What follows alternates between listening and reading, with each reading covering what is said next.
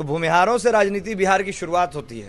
तो रोज आए दिन आप इंटरव्यूज देखते होंगे कि बूथ पर किसी दूसरे कास्ट को वोट देने भी नहीं मिलता था एक समय में, ठीक है। तो अलग गुंडागर्दी था आप लोगों का ना। अभी भी कोई ऐसा नहीं है कि आपको मेरा रोक दीजिएगा क्या गुंडागर्दी आप। हाँ। हमारे भरोसे ही वहाँ सीआरपीएफ और बाकी जो जवान डिप्यूट होते हैं वहाँ अस्थिर से और शांतिपूर्वक वोट करा पाते हैं। नहीं तो कितना बटालियन भेजिएगा आप एक बूथ पर। एरिया इलाका किसी का भी हो, धमाका सिर्फ इसी जाति का रहता है। तो कुछ तो समझे, चंद्रवंशी ने एक काम नहीं किया। जहां तक बात कर रहे हैं अशोक चौधरी की रोड बनवाकर हमने दिया है, तो अशोक चौधरी के बाबूजी की और उनके चचा नीतीश जी की, दोनों में से किसी की औकात उस समय तक नहीं थी कि जहानाबाद में रोड उन लोगों के देने की कैपेसिटी थी।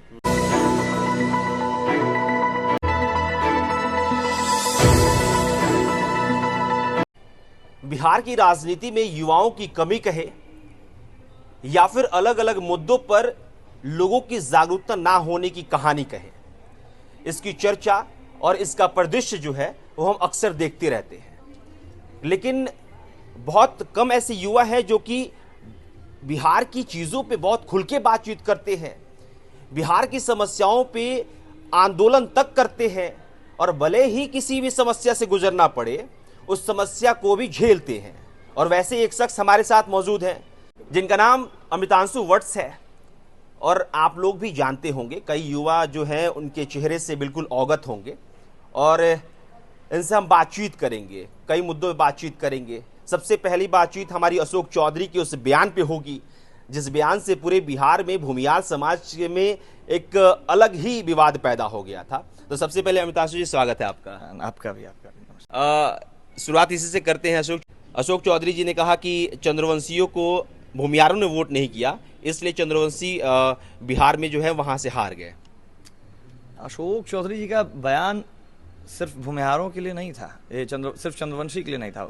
अशोक चौधरी जी का बयान था कि जब कोई भूमिहार खड़ा होता है तो जेडीयू के कार्यकर्ता उसको वोट देते हैं जब जेडीयू से खड़ा होता है, लेकिन जब जेडीयू किसी अन्य जाति को खड़ा करती है, किसी बहुल क्षेत्र से, भूमिहार बहुल क्षेत्र से, तो भूमिहार वोट नहीं देते हैं। तो विवाद इस पर हुआ कि उन्होंने कहा कि और भूमिहार के जो नेता हैं वो यहाँ से दिल्ली भाग जाते हैं। यहाँ रोड नहीं था, भूमिहारों को के इस गढ़ को रोड हमने दिया है। विवाद इस पर हुआ कि उन्होंने जो ये एहसान जताने की बात की, उन्होंने जो कहा कि चंद्रवंशी को आप वोट नहीं दिया भूमिहारों ने जाति देखकर, विवाद इस पर शुरू हुआ। भूमिहारों को एक तरफ से तो ये भी उन्होंने कह दिया कि जो भूमिहार है वो एहसान फरामोश है कि हाँ, यही अभी उसी बात पर हमारा था। उन्होंने ये नहीं कहा कि चंद्रवंशी को हरा दिया, उन्होंने भूमिहारों के लिए एक ऐसे ऐसे शब्दों का प्रयोग किया जिसमें एहसान फरामोशी भी एक शब्द मौजूद था, और इस बात से भूमिहार यहाँ के आहत हो गए। आप ध्यान दीजिएगा कि भूमिहार जाति देखकर वोट नहीं देता है। अगर जाति देखकर भूमिहार वोट दे रहा होता तो नीतीश जी अभी तक सत्ता में नहीं होता। और आप भी जान रहे हैं कि बिहार के पॉलिटिक्स में भूमिहार एक अहम हिस्सा है जो कभी भी सत्ता को पलट सकता है और किसी को भी सत्ता में ला सकता है।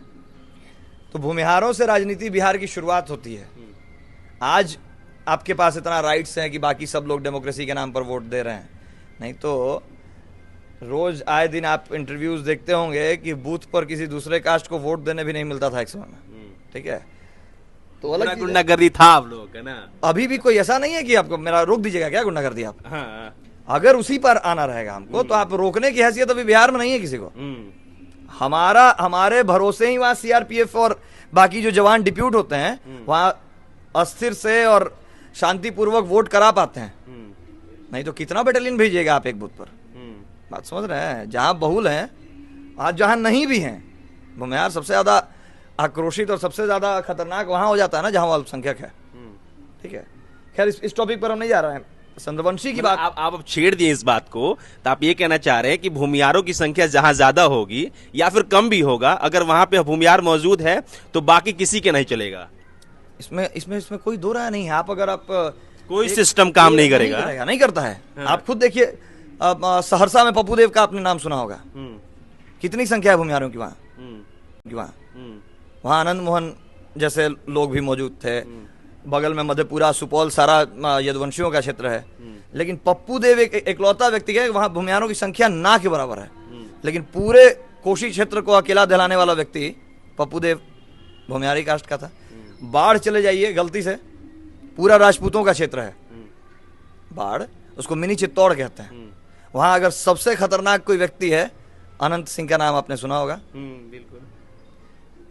इधर से थोड़ा पलट के औरंगाबाद चले जाइए, पूरा उसको भी मिनी चित्तौड़गढ़ कहते हैं। पिंटू मुखिया चाहे सुशील पांडे का नाम आपने सुना होगा। एरिया इलाका किसी का भी हो, धमाका सिर्फ इसी जाति का रहता है। तो कुछ तो कर तो नहीं पाए आप लोग। अशोक चौधरी जी ने कह दिया ऐसा फरामोश आप लोगों को। अभी विधानसभा का इलेक्शन, आप खैर कीजिए कि अशोक चौधरी ने ये बयान लोकसभा के इलेक्शन के बाद दिया है, तो हमने कर दिया तब ना बयान देना पड़ रहा है उनको। हम अब क्या करते हैं, आपको सत्ता से बाहर कर दिया वहां। और जहां तक बात है एहसान फरामोशी की, तो हम एक बात बता दें कि भूमिहार जात देखकर वोट नहीं देता, अन्यथा जीतन राम मांझी भूमिहार बहुल क्षेत्र से सांसद नहीं हुए होते, मंत्री नहीं होते, समझ रहे हैं। वो भी हमारे ही भरोसे वोट से जीतते हैं। रामकृपाल यादव विक्रम विधानसभा के वोट से ही जीतते हैं और लोकसभा के सांसद बनते हैं। इस बार भूमिहारों ने थोड़ा सा इधर उधर कर दिया तो औकात समझ में आ गई। तो देखिए, हम जिताना जान रहे हैं अगर आपको, तो आप उस पर खड़ा उतरिए, समझे। चंद्रवंशी ने एक काम नहीं किया जहानाबाद क्षेत्र में। उल्टा जब कोरोना का काल चल रहा था तो उन्होंने एम्बुलेंस घोटाला कर दिया, तरह तरह के घोटाले किए। एक काम एक समय रहे नहीं वो जहानाबाद क्षेत्र में। जहां तक बात कर रहे हैं अशोक चौधरी की, रोड बनवाकर हमने दिया है, तो अशोक चौधरी के बाबूजी की और उनके चचा नीतीश जी की, दोनों में से किसी की औकात उस समय तक नहीं थी कि जहानाबाद में रोड उन लोगों के देने की कैपेसिटी थी। जिस समय अजय कानू जैसे लोग बाहर थे और नक्सल प्रभावित क्षेत्र में जहानाबाद आ रहा था, 6 इंच छोटा कर दिया था, उस समय नीतीश कुमार सत्ता में भी नहीं आए थे, लालू जी का राज था उस समय। कॉन्ट्रैक्टर कॉन्ट्रैक्ट लेने से डरता था। कोई स्कूल, कोई बिल्डिंग, कोई तरह का रोड लेने के लिए अगर निकलता था ठेका, तो कोई लेने के लिए तैयार नहीं होता था। हमारा देन है कि हमने वो शांति का माहौल लाया कि आप वहां रोड बना पा रहे हैं। तो जेडीयू के भरोसे नहीं हम लोग थे, ठीक है। भूमिहारों ने अपने बलबूते शांति लाई है। क्या सोच के बोल दिए होंगे अशोक चौधरी जी ये बात? बोलने का, अरे चमड़ा का मुंह है, बोलने के सुर में बोला गया। अब उसके बाद आए दिन माफी मांगते चल रहे हैं मीडिया पर, आप देख रहे होंगे, क्योंकि अब उनको समझ में आ गया कि उनके इस बयान के बाद से अभी तक लोकसभा का 1 सीट गया था, इस बयान के बाद अब विधानसभा का कई सीट इनका चला जाएगा। अभी बोलने के सुर में आदमी बोल देता है, कह तो कि आदमी अपनी हैसियत भूल जाता है। बिहार में शिक्षा व्यवस्था को लेकर बहुत ज्यादा एक कहा जाए कि फाइट है, वो युवाओं के लिए हो या फिर उनके माँ बाप के लिए हो। जब भी बात होती है कि भाई एजुकेशन सिस्टम इन बिहार, तो वो फिर बात होती है कि भाई जो भी छात्र हैं वो बाहर जाके अपनी पढ़ाई करें। अमितांशु वत्स जैसे युवा क्या सोचते हैं इसके बारे में? देखिए, बिहार, इसको तो मानना पड़ेगा, इट्स अ बिटर ट्रुथ, इसको फैक्ट कहिए कि बिहार की शिक्षा व्यवस्था ध्वस्त हो गई। हम लोगों ने बिहार देखा था जिस समय हम लोग स्टूडेंट हुआ करते थे, जिस समय हम लोग मैट्रिक दे रहे थे, उस समय तक +2 तक की सुविधा पटना यूनिवर्सिटी में थी। मतलब एंटर आप पटना यूनिवर्सिटी से कर पाते थे। अब आप खुद से सोचिए, जब तक लालू यादव थे, लालू यादव ने प्राइमरी एजुकेशन को ध्वस्त कर दिया था, चरवाहा विद्यालय और ये सब खुलवा कर। जिस समय बिहार को एक अच्छे शैक्षिक संस्थान की आवश्यकता थी, तो लालू यादव के माध्यम से एक भी आपको शैक्षणिक संस्थान नहीं दिखा। प्राइमरी स्कूल्स की जगह पर अब आप चरवाहा विद्यालय चलवाना शुरू कर दी, तो प्राइमरी एजुकेशन तो आपने पहले ही खत्म कर दिया। नीतीश बाबू के आने के बाद सेकेंडरी एजुकेशन, जिसके भरोसे बिहार टिका हुआ था, बचा हुआ था, जब तक Oxford of the east Patna universities को कहा जाता था, पटना साइंस कॉलेज का एक समय वर्ल्ड में 15वां स्थान हुआ करता था, ये भी ध्वस्त हो गया। तो दोनों ने मिलकर कोई बहुत बिहार के लिए लाभकारी काम नहीं किया। दोनों ने मिलकर बिहार के शिक्षा व्यवस्था को ऐसा ध्वस्त कर दिया कि अब बच्चों के साथ मजबूरी है कि 12th करने के बाद वो बाहर स्टेट्स में, पुणे, बेंगलोर, दिल्ली, महाराष्ट्र जैसे जगहों पर वो अपना एजुकेशन तलाश करना शुरू करते हैं, भोपाल जैसे जगहों पर, कि अब हमको ग्रेजुएशन किसी बढ़िया कॉलेज से करना है। एक समय पूरे भारत से लोग बिहार पढ़ने आते थे। बिल्कुल बिल्कुल। एक समय गोरखनाथ जैसे स्टूडेंट्स थे पटना यूनिवर्सिटी में, जिनके लिए हिग्स को, जिनकी हिग्सियन थ्योरी आप इकोनॉमिक्स में पढ़ते हैं, हिग्स को आके बोलना पड़ गया था कि गोरखनाथ जैसा व्यक्ति को होने के बावजूद भारत में, और पंडित जवाहरलाल नेहरू को 5 ईयर प्लान बनाने के लिए हिग्स को बुलाना पड़ गया था भारत। नहीं, ये तो इतिहास गवाह रहा है कि बिहार ने जो दिया है और जो टैलेंट दिया है वो बिहार की कहीं मिला शिक्षा व्यवस्था बाकी जगहों से बहुत ज्यादा दुरुस्त थी। यहाँ आर्यभट्ट जैसे लोग यहीं से पैदा हुए हैं। मैथमेटिक्स के लिए ही बिहार को जाना जाता है। आप सोचिए, आर्ट्स के लिए बिहार सबसे नंबर 1 माना जाता था। साइंस बिहार से ही शुरू होता था। आपको आप सोचिए कि आपके आरा के थे वशिष्ठ नारायण, नाम आपने सुना होगा, उतना बड़ा साइंटिस्ट जिसने E=mc² को चैलेंज कर दिया। बिल्कुल। आपने ये कहां गए ये लोग? आज ऐसे लोग क्यों नहीं निकल रहे हैं? तथागत क्यों नहीं आ रहा है आज? तथागत जैसा व्यक्ति सबसे कम उम्र में ग्रेजुएशन करने का जिसको मिल गया खिताब, IIT बॉम्बे में भी प्रोफेसर, अब क्यों नहीं आ रहा है? आपने शिक्षा व्यवस्था ध्वस्त करके रख दी। आपने प्राइमरी इंटर में सबसे ज्यादा बच्चे 10th पास करने के बाद बिहार में एडमिशन लेते थे। बिल्कुल। क्योंकि यहीं से सारे कॉलेजेस का खर्च चल रहा था। जितना ज्यादा स्टूडेंट आपके कॉलेज में पढ़ेगा उतना ज्यादा उसका ये जो रेवेन्यू है जनरेट होगा, कॉलेज का मेंटेनेंस होगा। आपने यहां से खत्म करवा दिया इंटर का ये कोर्स। इसका नतीजा क्या हुआ कि लोगों को +2 स्कूल्स में करना पड़ गया। स्कूल में मैक्सिमम +2 होना शुरू हो गया, सारे स्कूल उसके बाद इंटरमीडिएट हो गए। और क्योंकि जब स्कूल्स में इंटरमीडिएट की पढ़ाई होने लगी और आपने शिक्षा व्यवस्था को खत्म करना शुरू कर दिया, फैकल्टीज की 14 साल तक बहाली नहीं होने लगी। पटना यूनिवर्सिटी में एक समय ऐसा आ गया कि 14 साल से कोई बहाली नहीं हुई, कितने टीचर्स रिटायर कर गए, एडहॉक्स पे टीचर स्टूडेंट्स पढ़ा रहे हैं। बिल्कुल। तो आप तो वैसे भी शिक्षा व्यवस्था को खत्म कर दिया। तो मजबूरी, ये कहानी तो राजधानी पटना की है। पटना की राजधानी का गांव की तो छोड़िए। तो आप सोचिए कि अब स्टूडेंट्स मजबूर हो गए कि बाहर जहां पर भी इससे थोड़ा सा भी बेटर एजुकेशन मिल रहा था वहां पकड़ लिए। तो ऑटोमेटिक है कि सब लोग जब बाहर जाना शुरू कर दिए, जब पलायन करने लगे, तो यहाँ कौन लौट कर आएगा यहाँ शिक्षा व्यवस्था दुरुस्त करने के लिए? क्या लगता है? ये तो है कि भाई लोग बाहर जा रहे हैं, लेकिन आप जैसे युवा भी बिहार में लड़ रहे हैं। लेकिन लगता है ग्राउंड पे जब आप लोग यूनिवर्सिटीज़ के बच्चों के साथ लड़ते हैं तो लगता है आपको कि हाँ कुछ है, मतलब कहीं दूर देख सकते हैं हम बिहार को शिक्षा व्यवस्था में आगे? देखिए, हम शुरू से हम लोग बिहार देखते आए हैं शिक्षा व्यवस्था में आगे, और वही कल्पना रखते हैं। लेकिन बात क्या है कि आज के जो स्टूडेंट्स हैं उनके अंदर भी सिर्फ राजनीति ही बसी है। अच्छा। जो स्टूडेंट्स, आप जो बात करना, आंदोलन लड़ते हैं हम लोग, आंदोलन करते हैं, आप लोग भी बहुत समय से हमको देख रहे हैं। बिल्कुल, बिल्कुल। कई बार अरेस्ट हुए, कई बार ये हुआ। आज तो फिर भी 1-1.5 साल से 2 साल से हम बहुत शांत हैं। लेकिन आप लोग उस समय सोचिए, जब हम लड़ रहे थे बिहार के लिए, बिहार के लोगों के लिए, उस वक्त भी मैक्सिमम जो बच्चे थे या लड़के जो लड़ने के लिए साथ आते थे, आज सब कहीं ना कहीं बड़े, आप मनीष को देखिए, कश्यप को, बाकी कई लोग का नाम हम लेना नहीं चाहे, लेकिन सब कहीं ना कहीं राजनीतिक मोड़ ही अपने लेने में लगे हुए थे। सारे के पास एक ही ख्वाहिश था कि इस माध्यम से लड़ाई लड़ने की चेष्टा किसी ने नहीं की। लड़ाई लड़ने का ये क्या किसी के अंदर नहीं था कि हम लड़ाई लड़कर इसको कुछ बिहार को सुधार सकें। सब के अंदर था कि इस माध्यम से, जैसे जेपी के आंदोलन में हम लोग बाकी लोग में नेता मंत्री बन गए, हम लोग भी ऐसे ही 2-4 जगह लड़कर और उसके बाद हम कुछ राजनीतिक एक मुकाम हासिल कर लेंगे। तो जब तक आप महत्वाकांक्षा रख कर कोई लड़ाई लड़ रहे हैं ना, वो फलीभूत नहीं होता। आज के जितने लड़के हमने अभी तक देखे, क्यों हम हमेशा लोग से अलग हो जाते हैं, या बहुत लोग हमारे पास आते हैं, सटते हैं, हम लोगों को अलग कर देते हैं, क्योंकि मैक्सिमम लोग, हम कुछ लोग रह भी जाते हैं, मैक्सिमम लोग जो आते हैं उनके अंदर एक बहुत तीव्र महत्वाकांक्षा होती है। उनको बहुत कम समय में कुछ बड़ा कर लेना है, बन जाना है। तो जब आप बनने के लिए कोई कार्य करते हैं ना, तो आप कुछ नहीं कर पाते हैं। जब आप कोई कार्य करने के लिए कुछ कार्य करते हैं तो शायद आप कुछ बन भी जाते हैं।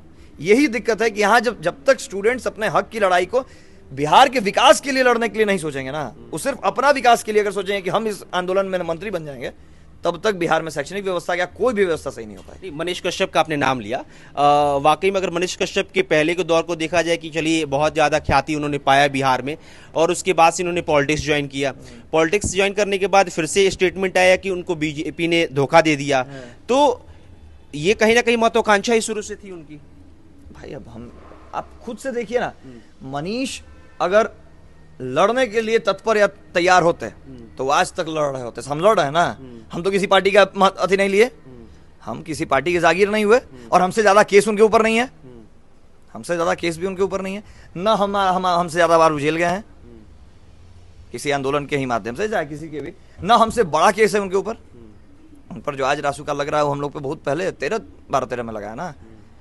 तो भाई यही हम आपको बताना चाह रहे हैं कि आपके अंदर महत्वाकांक्षा थी, आपको लगा कि हम अगर नहीं राजनीतिक ये दुपट्टा पकड़ेंगे तो शायद हम टूट जाएंगे।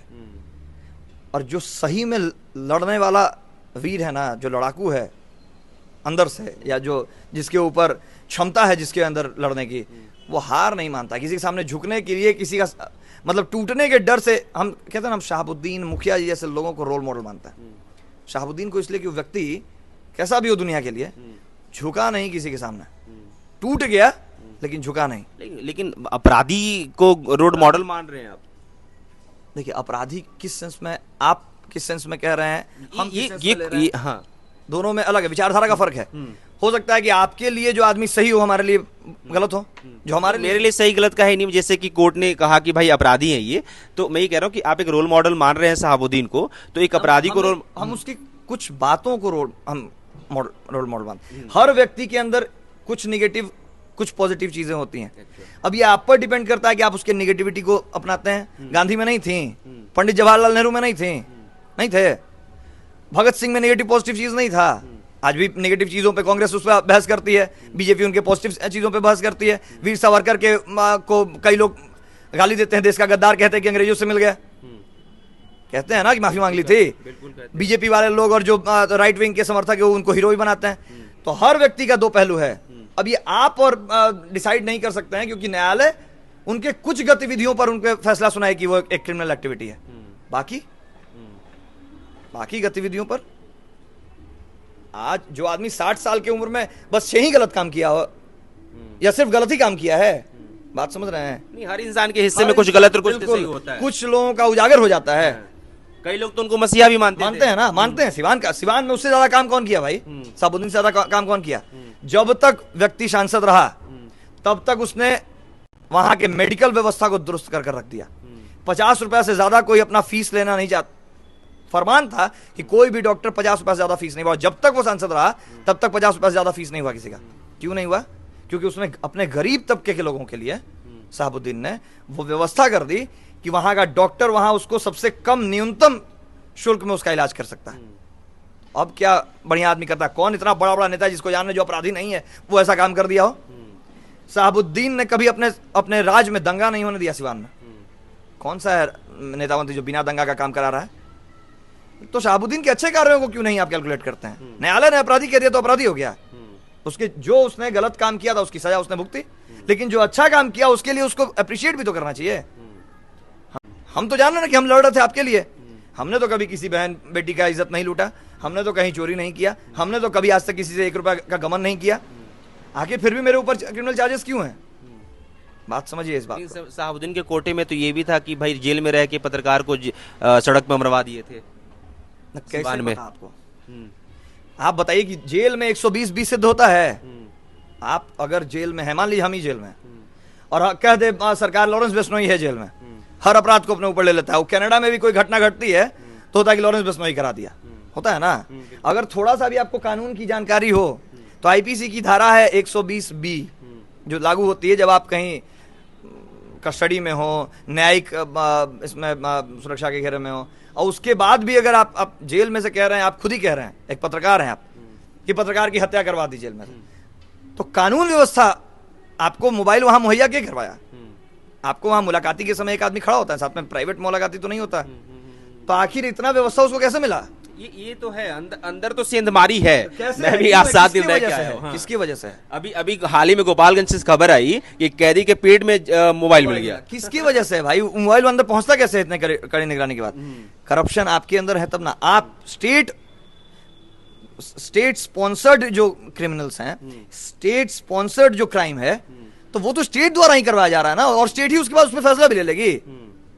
बिल्कुल, वो तो शायद तो कहीं ना कहीं से मिलता है। इसको समझिए, इसीलिए हम कह रहे हैं कि कोई भी अपराधी का मन तब तक नहीं बढ़ता है जब तक उसको सहयोग या समर्थन किसी ऊपर या उच्च स्तरीय राजनेता या सरकार से नहीं मिलती है।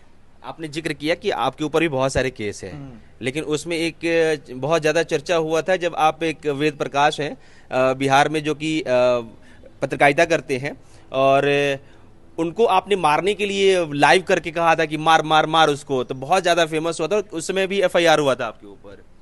नहीं, मार मार मार हम नहीं कहते। ये सब सिर्फ ये वाला बात है। न्यायालय में इसका जांच चल रहा है। हमने सिर्फ कहा था कि उनको रोक कर रखिए, ठीक है। हमको पता भी नहीं था कि वेद प्रकाश की जाति क्या है। हमको पता भी नहीं था कि वेद प्रकाश की जाति है। हम जान रहे थे कि यादव जी हैं, वो एक चंद्रभानु यादव के साथ इनका अनाप शनाप वीडियो रहता था, भूमिहारों के बारे में अनाप शनाप इनका टिप्पणी हुआ करता था, इनका माँ दुर्गा के ऊपर अनाप शनाप टिप्पणी था, देवी देवताओं के बारे में अभद्रता बात, और एकदम स्वतंत्र रूप से कर रहे थे। तो कोई अंकुश लगाने वाला नहीं था कि आपको फ्रीडम ऑफ स्पीच के नाम पर, फ्रीडम ऑफ स्पीच के नाम पर आपको इतनी आजादी दे दी गई कि आप किसी के देवी देवता आस्था भावना किसी से आपको कोई मतलब नहीं रह गया। आप किसी के जाति पर आप टिप्पणी कर रहे हैं, और वो भी इतनी अभद्र टिप्पणी कर रहे हैं जिसका कोई गुंजाइश नहीं है।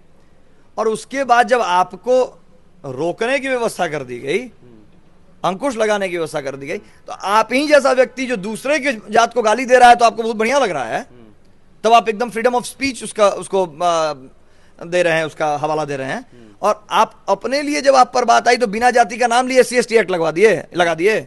शर्म नहीं आया? या ये इसको विक्टिम कार्ड खेलना कहता है। मतलब मारे नहीं थे आप लोग? हम तो, अब वीडियो सामने है, न्यायालय में केस चल रहा है, हमने तो उसको हाथ भी नहीं लगाया, छुआ भी नहीं। वीडियो के माध्यम से हमने कहा कि इसको रोक के रखिए, तो रोक के रखिए, हम आ रहे हैं। इसमें SC/ST एक्ट किस बात का लग गया? हम बोले आप लोगों के बीच से बच के निकलना नहीं चाहिए, मतलब आप लोग रोकिए, नहीं तो निकलना नहीं चाहिए बच के। तो इसमें कहां SC/ST एक्ट लग जाता है भाई? किस माध्यम, कैसे धारा लागू कैसे होगा? तो हम यही नहीं समझते हैं कि कानून व्यवस्था ऐसा कि बिना जांच पड़ताल किए हुए किसी पे धारा लगा देता है। वीडियो पर जब केस हो रहा है भाई, तो आप वीडियो पूरा देखिएगा। वीडियो में जब कहीं जाति का नाम नहीं लिया होता, SC/ST एक्ट लागू कहां से होगा? अब तो पटना हाईकोर्ट का एक बहुत सुंदर सा जजमेंट है कि जब तक आपको 50 आदमी के बीच में आपका जाति लेकर ह्यूमिलिएट आपको नहीं किया जाता है, तब तक SC/ST एक्ट मान्य नहीं रहेगा। आपको फोन पर अगर कोई आपका जात लेकर गाली देता है तो आपको पर्सनल आपको दिया ना, आपके लोग के बीच में ह्यूमिलिएट थोड़ी किया है।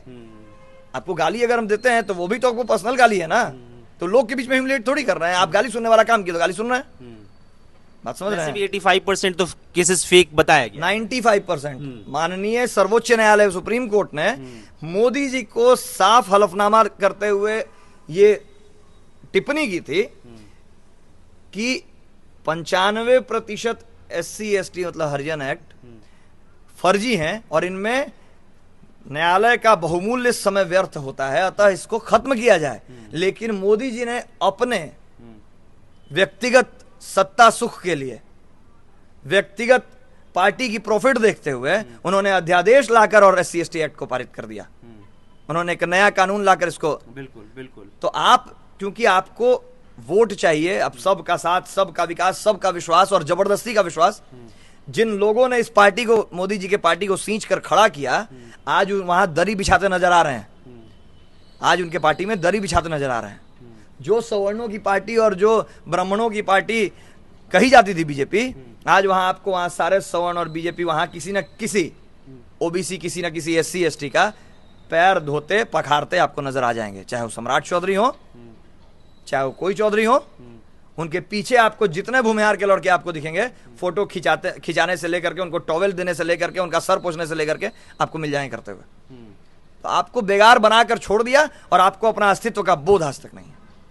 तो मोदी जी जैसे लोग सिर्फ सत्ता में बने रहने के लिए वो हर कुछ करने को तैयार हैं। वो यहां तक कि वो सुप्रीम कोर्ट के टिप्पणी को भी नजरअंदाज कर देते हैं। मोदी जी जैसे लोग रिजर्व बैंक के गवर्नर की बातों को नजरअंदाज कर देते हैं।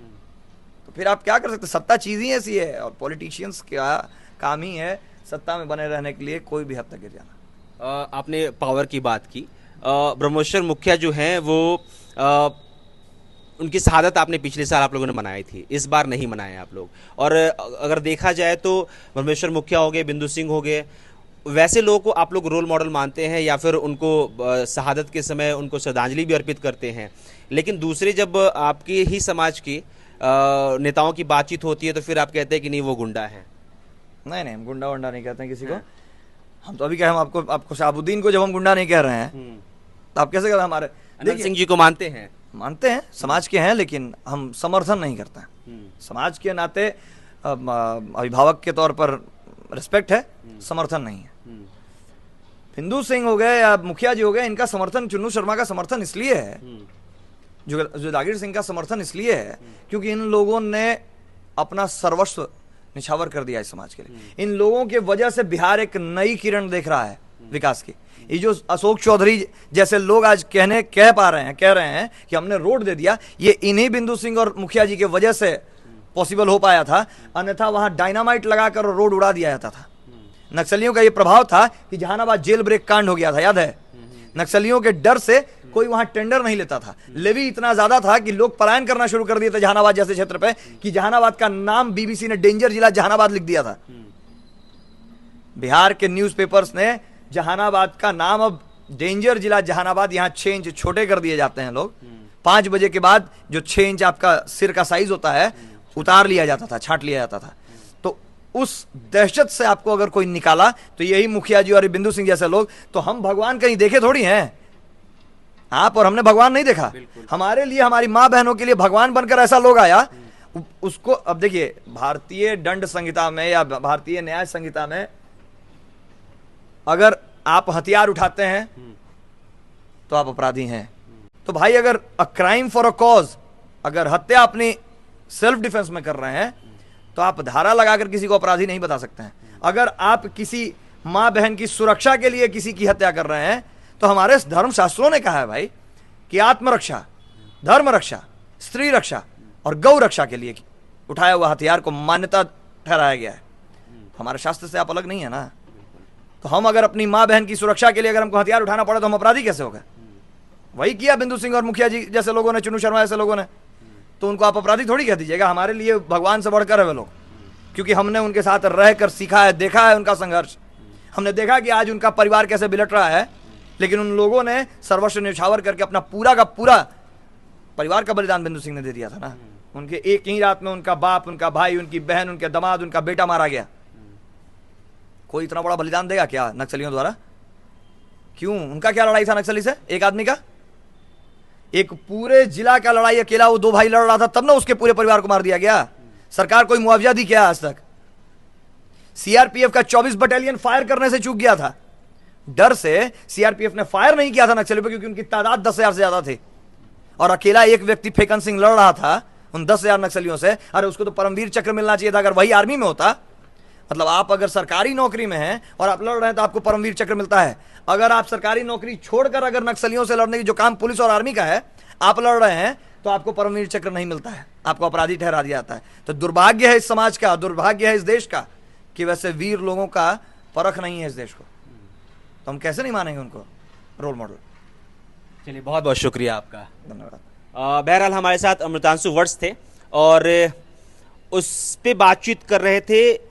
बहुत सारी चीज़ों पर हमने बातचीत की, लेकिन उसमें एक बहुत सारे पॉइंट्स ऐसे भी थे जिसको आप समझिएगा तो आप दंग रह जाइएगा कि आखिरकार ये होता कैसे है। जिस सिस्टम के भरोसे हम सब हैं, उस सिस्टम में ये सेंधमारी होती कैसे है? जैसे कि जेल में फ़ोन पहुंच जाना, जेल से ही चीज़ों को ऑपरेट कर देना, और ये सारी चीज़ें होती कैसे हैं, ये जब आप समझिएगा तो आपके पैर से ज़मीन जो है वो खिसक जाएगा।